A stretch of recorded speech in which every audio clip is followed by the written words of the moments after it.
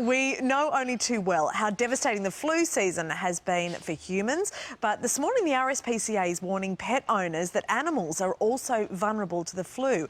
It's urging cat owners in particular to protect their feline friends from the cat flu. Keeping them warm and dry indoors is the easiest way to ensure that they're safe from the illness, which is caused by an infection from one of two viruses. And while the viruses are contagious among cats, thankfully they can't be passed on to us.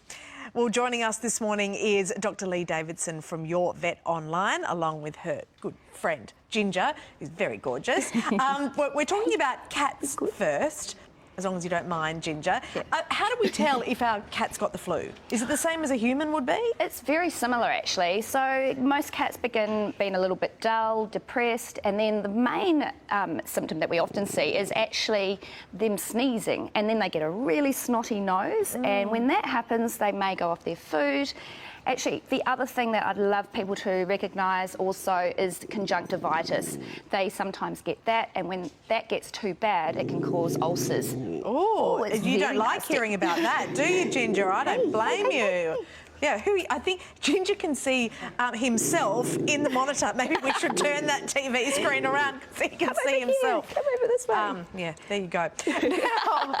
Now, if a cat spends lots of time outdoors in particular, I mean, because obviously they're getting it from other cats, that's when they should get an immunisation. Is that right? And does an indoor cat need to have an immunisation? Look, it's one of those things where cats get the virus from other cats. So if your cat is staying at home and they're never having any other cats into the property, then absolutely they probably don't need to have a vaccination. However, if they're going into catteries or you're a foster carer, then yes, you may actually benefit from vaccination, and that is 2 vaccines as a kitten and then 1 every year. Yeah, okay.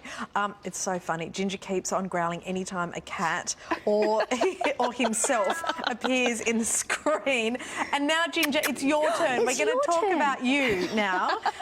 Now, Ginger doesn't look like he has any problems with obesity, but we know that that is really a massive problem for lots of pets. Absolutely, and so many pets, the thing about obesity is it actually leads on to many diseases. So you might get things like arthritis, some of our brachycephalic breeds will then get airway problems, diabetes in cats. Yeah, so it can be quite bad. And sometimes it's not that easy to tell if, you know, if there's a weight issue. Yeah. So how do we tell?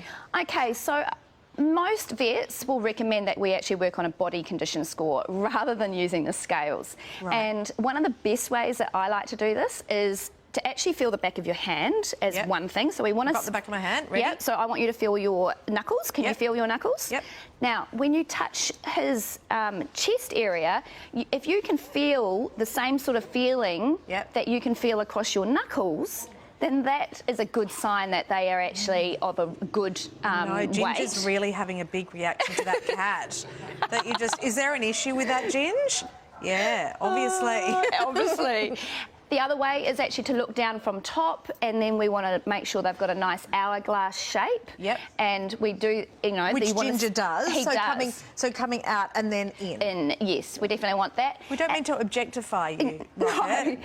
And looking from the side, we want to see that they actually have that little bit of a tuck up, so they don't have that big paunch down the, you know, a big belly down the bottom. Okay, that's particularly with dogs? That's dogs, yes. Because with cats, they actually can sometimes have a big fat pad under there called the primordial pouch, and that's actually normal. So with cats, you definitely want to make sure that you're seeing a nice hourglass shape, and he just that's because he can see himself. Don't look at yourself. Like, don't look. I feel like that when I look in the mirror sometimes too, Rocket, or look at myself in that monitor. Don't blame me, but look at you. You're a stunner. With an hourglass figure. You're gonna sit. Go Rocket. Can you do a high five? Can we do a high five? Do a high five. Come on.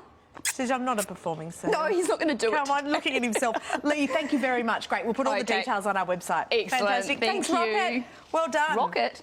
Rocket. It looks exactly like my best friend's dog called Rocket. Ginge. Identical.